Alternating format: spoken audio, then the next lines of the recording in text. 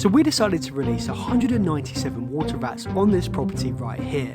I know what you must be thinking, and before you decide we've completely lost our marbles, let me try and explain to you why this is actually a brilliant idea. You see, this small mammal is a crucial piece of the wetland ecosystem, and it punches well above its weight as it's both a keystone species and an ecosystem engineer, with many other wetland species relying on the water vole for their survival. It was once a common sight along waterways in the UK, numbering in the millions, but unfortunately, the species has declined significantly in the last 20 years to only about 100,000, thus disappearing from many areas. Which is why I'm very excited to introduce our latest project here at Mossy Earth, where we are reintroducing water voles here in Cornwall in the UK.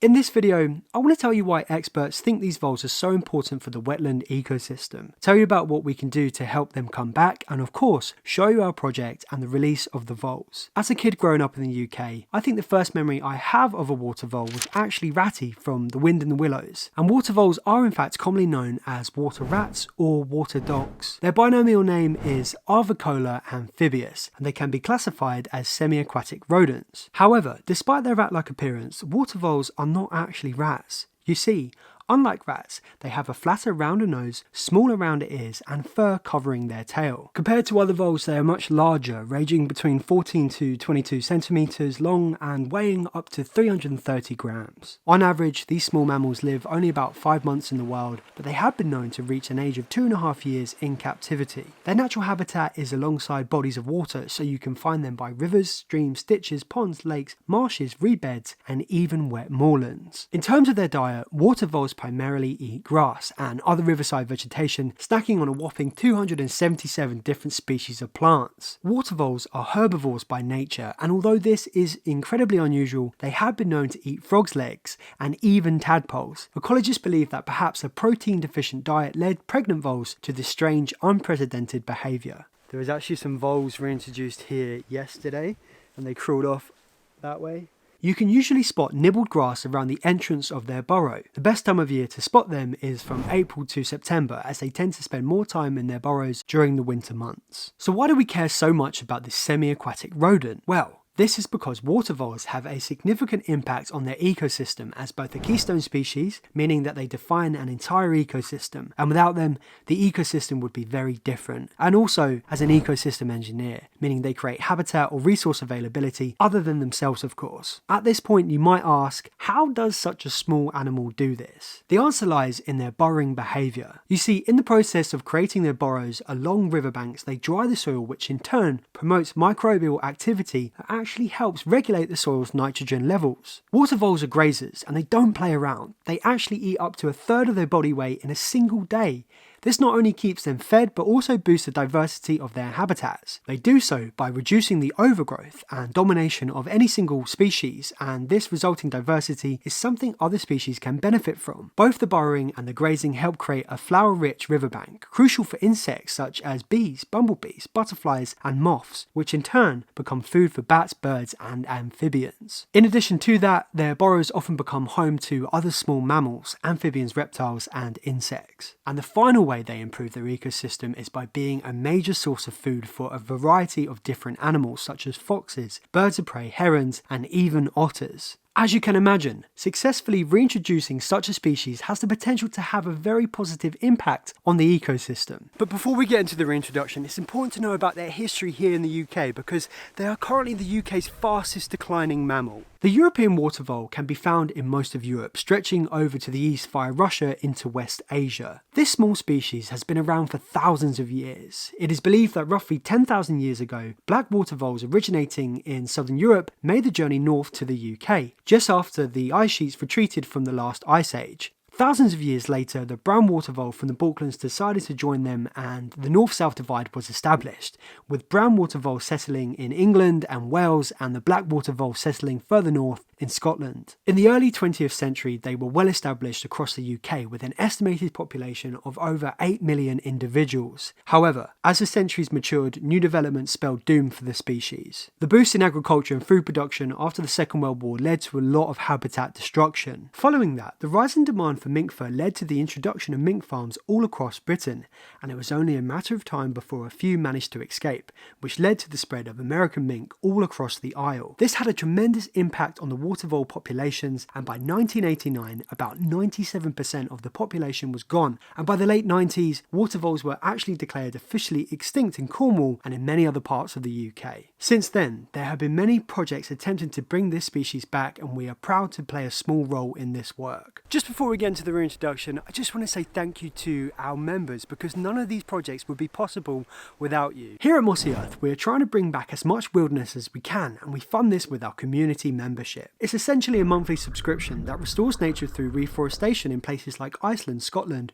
or the Carpathians, as well as a diverse mix of rewilding projects such as cleaning up fragile cave ecosystems, reflooding wetlands, and even reintroducing wildlife. We have a Discord where you can chat with the team, as well as an app where you can stay up to date with all the work, and of course, we make videos about our projects here on YouTube. So, if you're interested in becoming a member and supporting projects like this one, you can head over to mossy.earth to see what we're all about. There'll be a link in the description and also in a pinned comment down below. Right, let's get into a reintroduction. Yep, here comes the rain. So first of all, this is Cornwall in the summer, so naturally this means rain, a lot of rain. This has been fairly typical. Right, let's get some cover. Ugh. For this project, we have teamed up with Kernow Conservation, a community-led conservation group started by students. We connected with Lana, one of the 3 directors, through the Rewilding niche here on YouTube, which is the first for one of our projects. To kick things off, Kernow have been doing some basic habitat restoration, such as re-establishing the dried up and stagnant ponds, as well as general rewilding work, such as the planting of devil's bit scabaceous to attract marsh fritillaries, the planting of buckthorn to attract brimstone, the reintroduction of pond mudstels, the management of scrub, and planting of native trees. They've also been keeping an eye out for mink by monitoring the area with camera traps and mink rafts. So this is a way we can monitor what's using the pond. We can most importantly see if there's American mink here, because we don't want that because they will predate them. But also we can see, how many voles are here as well. So far, no mink have been found, which is great as they are the main threat to the core aim of the project, which is of course to create a stable population of water voles in Trillsbeck Farm. In terms of reintroductions, the first phase consists of a release of 135 to 170 water voles this summer, followed by an additional 80 to 100 voles in the spring of 2023. To fund this work, we put together a budget of £14,760 sourced from our Mossy Earth members and our excellent partners Green Salon Collective and Milliman. The budget covers the breeding of the voles, the transport, the setup, and the release costs. The voles themselves were sourced from the Kernow consultancy that also advised on the project. They run a breeding centre for voles and provide voles for many projects across the UK. So to start off with, the animals were transported to the farm by car. They were kept in crates with food and water, as well as some hay for warmth and comfort. The next step, of course, was assembling the soft release cages for the reintroduction. So these are the soft release cages, and they're dotted around the lake, and this is where the voles will live for the next week or two. They'll be fed daily, and then the fronts will be taken off and they can move out of their own accord. So here you can see us feeding the voles by simply posting some apple and carrots into the pens. The next step was to do a hard release of 8 water voles, which was a pleasure to be part of. Unfortunately, as the soft release is a slow process and happens over a number of weeks, it wasn't possible for us to record this process as we have a number of other projects happening simultaneously. So far, 114 voles have been released, which is a great start to this project. The reintroduction has become quite a spectacle and gathered quite a lot of attention, as this is actually the only second reintroduction to happen in Cornwall. The first one was conducted between 2013 and 2018, and up until now has been the only existing population of water voles present in the region. I can't tell you how exciting it is. I mean, even ITV, an English TV broadcaster, is here to document the event. I think the capacity building component of this project is worth mentioning, as it is helping a new organisation find their feet, and it is being carried out by students at the start of their careers as ecologists and conservation biologists. You can expect to hear more about this project on the Mossy Earth app and website after the second release, and when we have some updates from the monitoring, which will be ongoing and last for the next 3 years. So the aim of this project is to reinstate water voles back to the British countryside, and without this intervention, without these reintroductions, simply none of this would be possible. So I just want to say thanks to our partners, Kernow Conservation and the Kernow Consultancy, and you, our members, because without you, none of this would be possible. I hope to see more water voles across the UK soon. Until next time, cheers. It would have been better if I did fall over.